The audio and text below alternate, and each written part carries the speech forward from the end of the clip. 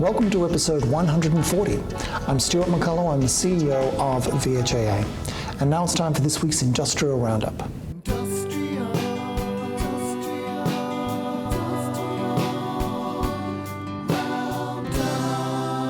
For this week's Industrial Roundup, we'll have meeting 13 for the nurses and midwives bargaining process. This week we'll be discussing the claims that ANMF have made in parts G through to I of the agreement. Items that are covered by parts G to I include leave entitlements and public holidays and professional development. In terms of the claims contained around public holidays and leave, a significant number of items are likely to reach agreement where they fall into the clarification space, where they fall into the compliance with the NES space. The points of difficulty between the parties are those that concern additional cost and applying additional costs to existing services.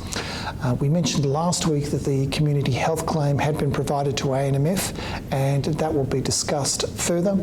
In terms of the community health claim, there is a focus on clarifying which parts and terms of the agreement do and do not apply to community health, as well as some structural issues, that is the classification structure that should be available for those who work within the community health setting. Additional bargaining dates have now been set for March, and we'll be seeking volunteers to attend those, and those will be overseen by former Deputy President Smith of the Fair Work Commission. On Tuesday there'll be a summary of that meeting posted to Yammer. We welcome any feedback or contributions that people may wish to make based on that summary. On Wednesday, we have our first Community Health HRIR meeting for the year, and in part we'll be talking about the development of a list of key contacts within the community health sector to encourage and facilitate sharing between members. On Thursday, we have a reference group for allied health professionals, and on that day also there is an SDP PWG for medical scientists. As always, all of our activities are summarised through Yammer. That's it for this week's Industrial Roundup. It's now time for the weekly update.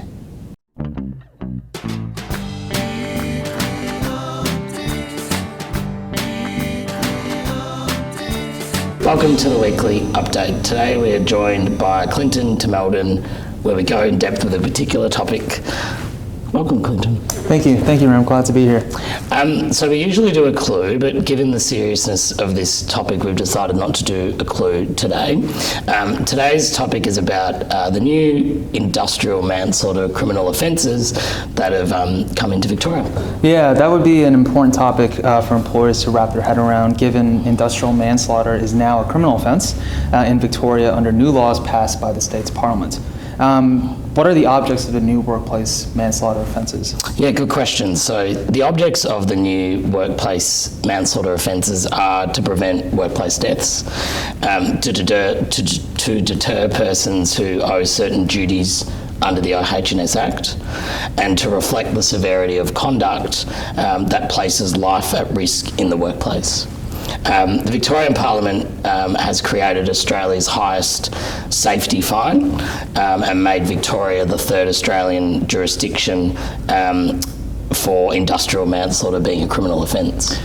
Could you detail the bill which is to eventually be considered law, so the Workplace Safety Legislation Amendment Bill? Sure. So, with respect to the main purposes of the bill, was to amend the OH&S Act to provide for offences of workplace manslaughter and to establish a workplace incidents consultative committee. Great, and the bill was passed through Legislative Council on the 26th of November 2019 and creates a new Part 5A of the OH&S Act comprising sections 39A to 39G, section 39G being the offence provision. And do you mind, Rem, maybe detailing what the new section 39G has? Sure. So it provides two new offences, workplace manslaughter to capture negligent conduct, which causes the death of an employee or member of the public.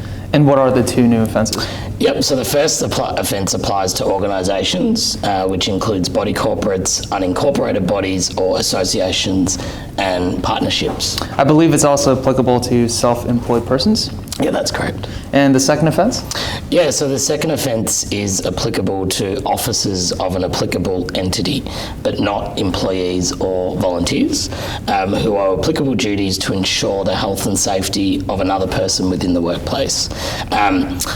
And I suppose an applicable entity is what I detailed before, being like a body corporate. I see. You mentioned officers of entities, but not employees or volunteers. Do you mind expanding on the exclusion of employees and volunteers? Sure. So firstly, the bill's explanatory memorandum spoke about volunteers being included from both offences.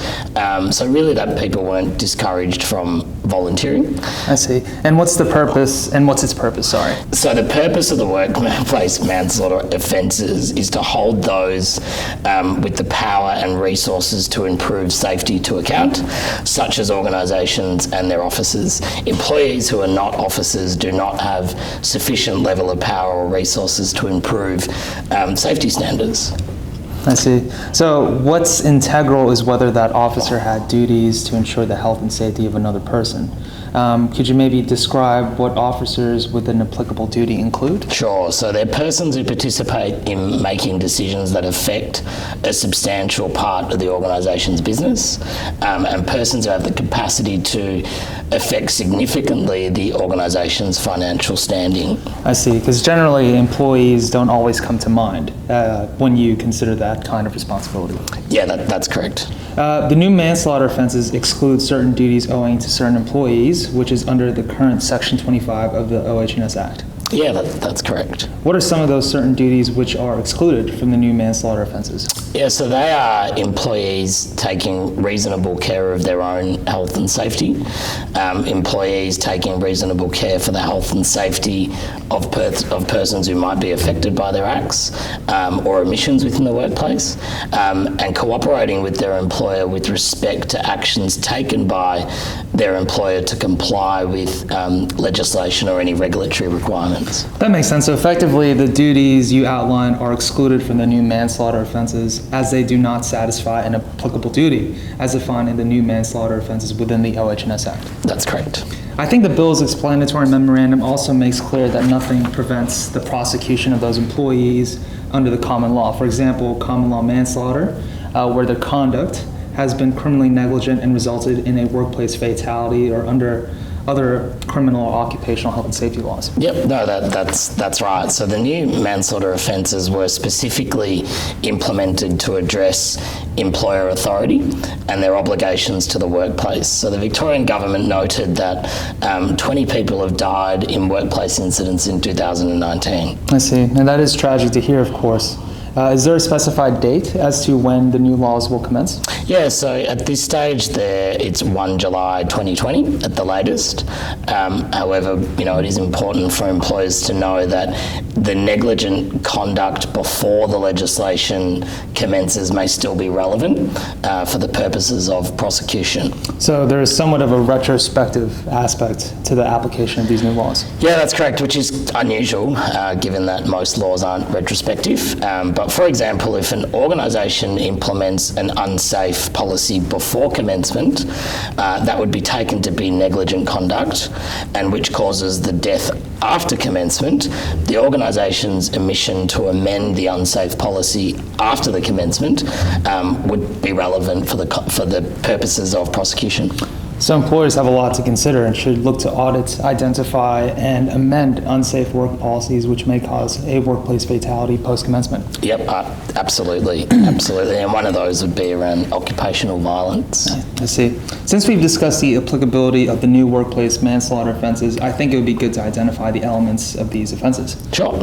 So the elements are specified in section 39G1 and 2 and require an organisation or officer's conduct to be negligent, to constitute a breach of the applicable duty, and cause death of another person. I see. And how is negligent defined in the new section 39E? Yeah, so conduct that is negligent involves falling short of the care that would have been taken by a reasonable person in the circumstances in which the conduct was engaged in, and involves a high risk of death, serious injury, or serious illness. I see. So from from what you explained, it seems as if the definition is based on the common law standard of criminal negligence in Victoria. Yeah, that's correct. So criminal negligence is settled law in Victoria. So under the new laws, senior officers of an organisation such as a company could easily be separately liable, in addition to the employer where they are negligently failing to take reasonable steps on workplace safety. I see. And from what I read, it is also intended that the common law test for causation applies to conduct that causes the death of another person. Yeah, that's correct. So the conduct must be such that an ordinary person would hold it as a matter of common sense to be a cause of death. The mere fact that an organisation or its officers' conduct contributed to the death or was a necessary cause of it is not sufficient. So in other words, contributed significantly to the death or have been a substantial and operating cause. Yep, no, that's right. In relevant circumstances, it's also intended to capture conduct causing a person to be injured or contract an illness, including a mental illness, that later causes the person to die. I see. So pretty much in line with the general principles of causation. Yeah, that's correct.